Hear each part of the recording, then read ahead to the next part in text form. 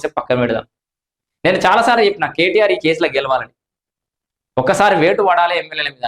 ఎందుకు నా భయం అంతా మళ్ళీ కేటీఆర్ గురించి.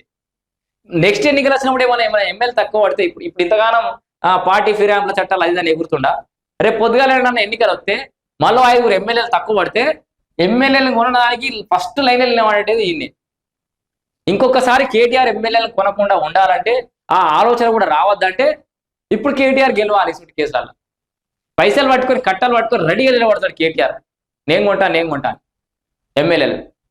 అందుకే ఇటువంటి మళ్ళా భవిష్యత్తులో ఏ పార్టీ కూడా ఎమ్మెల్యేలను కొనే పరిస్థితి ఉండొద్దు అంటే దీని మీద యాక్షన్ తీసుకోవాలని కూడా నేను చాలాసార్లు చెప్పిన.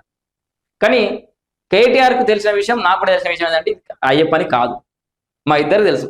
ఈయనేమో రాజకీయ భవిష్యత్తు కోసం ఏదో చెప్తుండు, నేనేమో నా క్లారిటీ తోటి నేను చెప్తున్నా.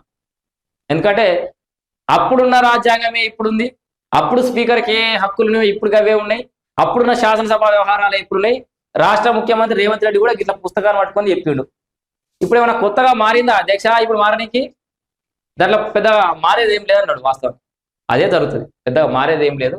ఏదేమైనా కేటీఆర్ ఎంత మొత్తుకున్నా సుప్రీంకోర్టు కూడా చర్యలు తీసుకోండి, ఏం చర్యలు తీసుకురో మాకు చెప్పుర్రి అని అనేది తప్పితే ఈ చర్యలు తీసుకోవాలని స్పీకర్ చెప్పే హక్కు కోర్టు కూడా లేదు.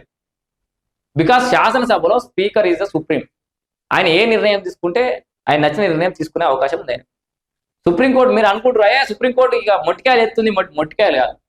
నిర్ణయం తీసుకున్నారా లేదా, తీసుకుంటే ఏం నిర్ణయం తీసుకురో ఆ నిర్ణయాలకు సంబంధించిన అఫిడవిట్ సబ్మిట్ చేయదని అడుగుతుంది.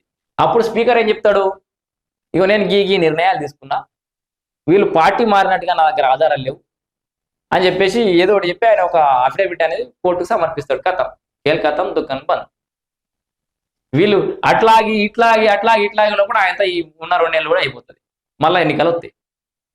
అది కేటీఆర్ కూడా ఎరికే. కేటీఆర్ దీన్ని ఎందుకు పార్టీ ఫిరాయింపుల చట్టాన్ని ఎందుకు పట్టుకుని వేలాడుతున్నా అంటే